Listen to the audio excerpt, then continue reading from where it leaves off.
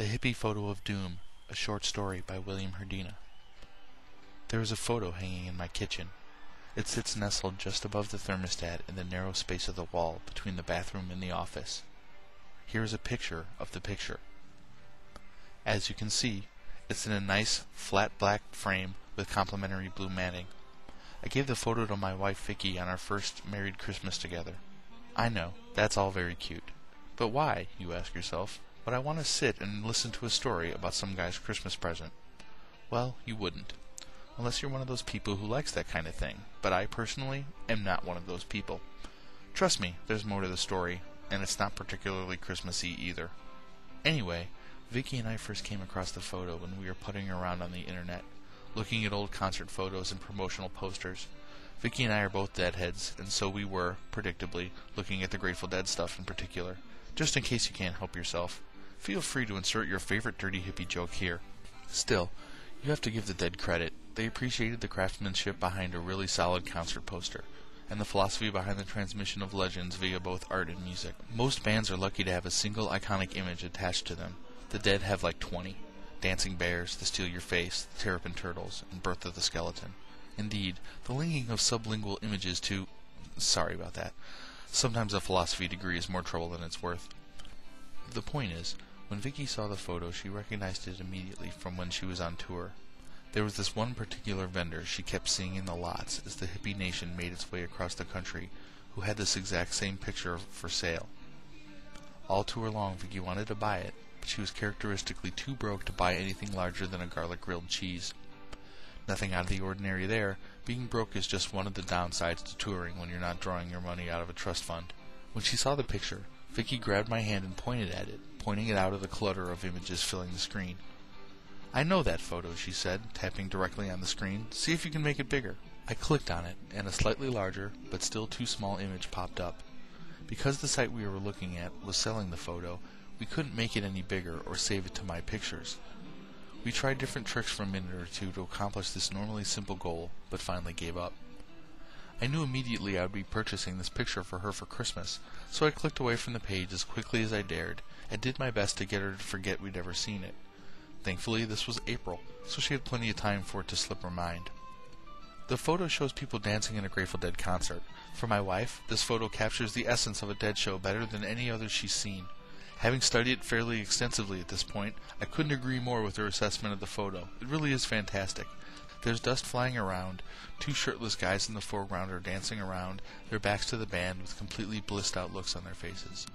The band is barely visible, far off in the distance, but the effects of the sound they're making is apparent even through the dust. It even has the standard topless girl nicely centered between the two dancing guys. Vicky totally forgot about the photo. When I gave it to her, it was a total surprise. The thing is, once I hung up the picture and started looking at it closer, I noticed something very strange going on. There are lots of people in the picture to look at, but this one particular guy drew my attention. This guy right here. Why? I'll give you a hint. Here's a picture of me taken just today. Notice the similarity? I should point out that the photo hanging on my wall was taken August 28th, 1982, at the Oregon County Fair in Veneta, Oregon, by a photographer named David Warrington. I was 6 years old when the photo was taken. I've never been to Oregon, and even if I had, you'd be hard-pressed to find any 6-year-olds with a beard. Perhaps you've seen Stanley Kubrick's The Shining. You remember the last shot of the film? It's a black and white photo of Jack Nicholson in the basement of the Overlook Hotel. Even though the picture is supposed to be from 40 years earlier, he looks exactly as he did during the film, which was supposed to be in the 70s. Seeing myself in that picture felt like that to me. I was thoroughly creeped out. I started pointing this uncanny figure out to my friends and family. They all asked where the picture was taken. Was that at one of the Bonnaroos? Was the most common question. But it isn't me in the picture, I would insist. Well, that guy really does look like you. That's a hell of a coincidence, my friends and family replied. Sure, it's a coincidence. Thing is, I don't actually believe in coincidences. The word coincidence is just a cop-out as far as I'm concerned. It's what people say when they don't have a pre-programmed response for a set of circumstances. I try to explain this to people, and everyone just tells me to lighten up. The second I saw myself, I knew I wanted to write some kind of story about this mysterious photograph. Maybe some kind of goofy David Sedaris riff on the image and the true self. So I went back to the internet to find out the exact date the picture was taken, That's why I know this particular image was captured on August 28, 1982. The site is called Wolfgang's Vault. Google it if you want to, it's real. What you will find is their page header is a section of the picture that is hanging on my wall as I sit in the office typing. What section is showing, I ask for you? I guess that's just another one of those coincidences. My doppelganger is mocking me from the dead center of the webpage.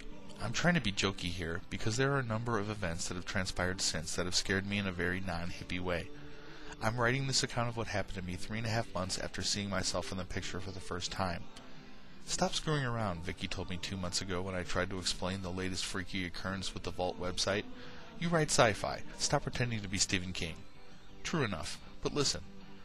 In early February, I had tickets to go see Moe with the Disco Biscuits at the Aragon. It was supposed to be my first show since Keller and Humphreys on New Year's Eve, and I was looking forward to the show all through the gray January. The morning of the concert, I went to take the tickets off the fridge. They were gone. I asked Vicky if she had them, and she swore she didn't take them. She also said she'd seen them earlier that morning. I turned the area around the fridge upside down looking, but I couldn't find them. I didn't know who to be mad at. I believed Vicky when she said she had nothing to do with the tickets disappearing, but that didn't deter me from grumping around the house for the next week. Instead of seeing Moe, we ended up watching VH1's Top 100 Toys that night. Later, this was a couple days after Valentine's Day, I found my ticket, or what was left of it. It was all crumbled, and it was pulled. When you enter a concert, they pull off the perforated part, leaving you with the stub. I found the stub in a pair of pants that had somehow gotten crammed into the deepest bowels of my closet. Now, I'm pretty sure I haven't worn these particular pants in months, and I'm completely sure I wasn't at the show. The pants were wrapped up with a shirt I'd been looking for ever since the show. Even though it was a week and a half later, the pants still reeked of cigarettes. Disgusted, I threw them into the hamper, and ticket in hand, went to find my wife. I showed Vicky the ticket and told her about the clothes, but she insisted there was a simple explanation. When I pushed her on what that explanation might be, she wasn't quick to come up with one. I felt quite vindicated until she turned the tables and asked me to explain what happened. I was no more successful than she was at coming up with any theory at all, let alone one that wasn't laughable. A week after I found the pants, Vicky and I were cooking dinner, and I was looking at the photo while we talked. An explanation suddenly occurred to me.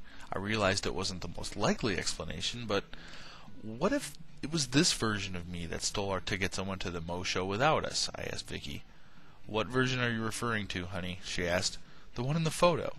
You're saying the version of you in the photo came out, stole our tickets, and went to the show. Seriously, baby, you took way too many drugs in college. No, I mean it. She stopped cooking long enough to make it clear how much she was rolling her eyes at me. Don't be ridiculous. I tried to convince her that my theory made as much sense as anything else. I didn't have any luck in my attempt. That was when she tried to say the photo didn't look that much like me. Yeah, sure. And so the lines were drawn. On my computer I had an argument that somehow this alternate version of me from 1982 was coming out of the photo, stealing my concert tickets, and borrowing clothes to boot. Vicky's argument was more straightforward. I was, and am, an idiot. Now I'm willing to grant that my theory flies in the face of what most people would delineate as possible, and I'm also willing to grant that on many occasions Vicky's theory has been spot on. But every time I begin to doubt myself, I take out that ticket stub, and no other explanation presents itself. I might have been able to let it go. Maybe. But then I started noticing bits of food missing. It was never stuff Vicky ate, either. It was always my favorite stuff. Fritos, the individually wrapped string cheese I keep in the butter drawer, the grapes, the last third of my Ben & Jerry's ice cream. Shirts I didn't wear started showing up in the hamper, and they always stunk terribly like sweat, even though it was winter. But it wasn't just that. Everybody has their own vintage of B.O., and if you made anyone pick their own stinky clothes from a pile by scent alone, most of us could. We semi-evolved primates have a primordial ability to recognize our own scents. The mysteriously dirty shirts I found smelled like I had worn them. Try explaining that little factoid to your already skeptical and increasingly annoyed spouse. Now, if my doppelganger wanted to take my car and go to work for me, that's a deal I could get behind. But no, this hippie slacker version of me just steals my food and wears my clothes. Last week I started staying up late into the night trying to catch myself coming out of the picture, but I was too sneaky. I haven't been able to see myself. I numbered and cataloged all of my clothes. I go through them to check they are all there before and after every work day. Since I started doing this, nothing has been taken. Or so I thought until this morning. I was down in the basement to perform the ever-charming task of cleaning out the litter box when I noticed one of the numerous boxes we keep downstairs was open. When I went to look at it, I was only mildly shocked to see that its contents had been divided into two halves. One side consisted of neatly folded piles of my old clothes, and the other was full of balled-up and stinky clothes that smelled like me. This was essentially a declaration of war as far as I was concerned. I stormed up the stairs, ready to pull the picture from its frame, ball it up, and burn it in the barbecue. Vicky informed me in no uncertain terms that I was going to do no such thing. It was against my best judgment, but I listened to her. To be honest, my decision to go along with what she was saying was mostly due to her threat to call the guys with the white coats, the ones with the arms that tied together around the back. I vowed right then and there to stop this version of myself once and for all. Problem was, I didn't know how. So I left for work like normal, and waited a block away for Vicky to leave for her own job. Once she was gone, I returned home.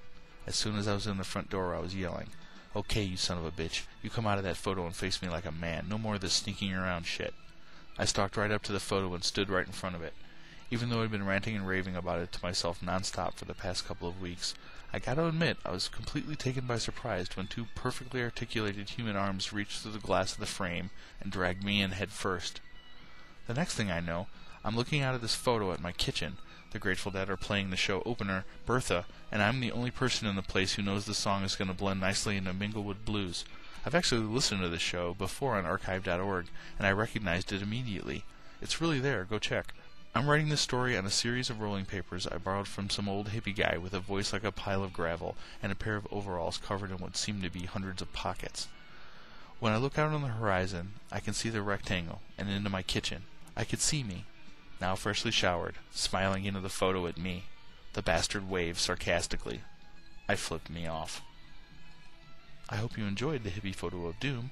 Please go to www.williamhrdina, that's www.williamhrdina.com for short stories and other audio stories. Thank you.